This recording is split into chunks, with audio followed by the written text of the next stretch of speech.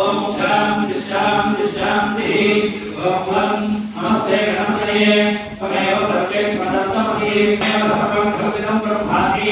ఓం సాక్షాదాత్మాసి నిత్యం అదం వచ్మి సత్యం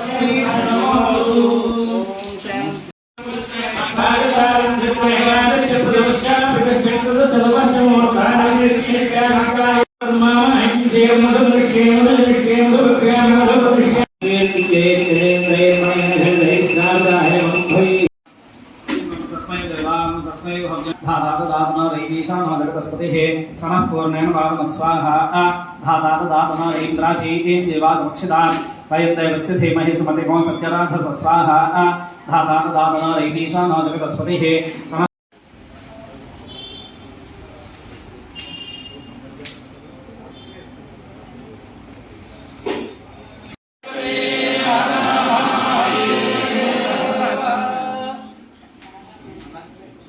सप्त अष्टौ नव दश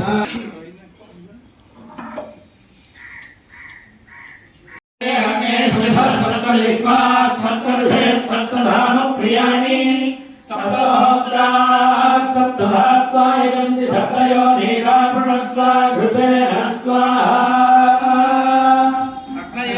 सप्तवैदं नमः उत्तरान् जुहोति सर्वमयि पूर्णाहुतिः सर्वमेवाप्नोति अथो इयं वै पूर्णाहुतिः अस्यामेव प्रतिष्ठति।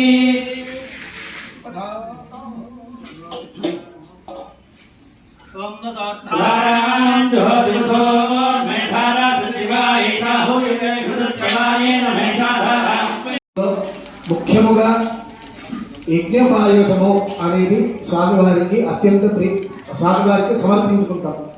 ఈ సమర్పించుకోవడంలో ఎందుకని యజ్ఞపాయసము మనం సమర్పించుకోవాలి అంటే, మనం సోమయాగాది క్రతువులు చేసినప్పుడు అక్కడ కూడా ఇట్లానే యజ్ఞపాయసం అనేది ఒకటి జరుగుతుంది.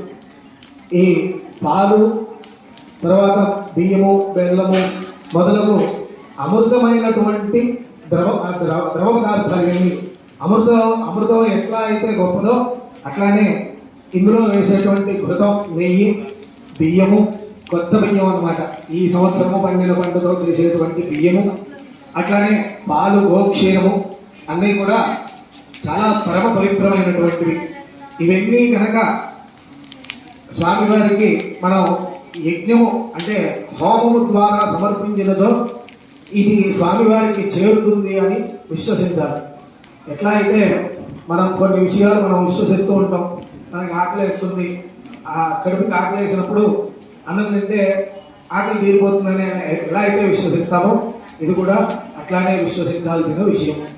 కాబట్టి అందరూ కూడా ఈ కార్యక్రమంలో పాల్గొనేటువంటి దంపతులందరూ కూడా సత్సంతానవంతులై వంశాభివృద్ధి కలిగి వారందరూ కూడా మరలా ఈ సంవత్సరం వచ్చే సంవత్సరం ఈ పాటికి వల్ల అందరూ కూడా సత్సంతానవంతులయ్యి ఈ దేవాలయానికి వచ్చి వారు కోరుకున్న కోరికలన్నీ నెరవేరి స్వామివారి కృపకు పాత్రలు కావాల్సిందిగా, స్వామివారి అనుగ్రహం లభించవలసిందిగా కోరుచున్నాం.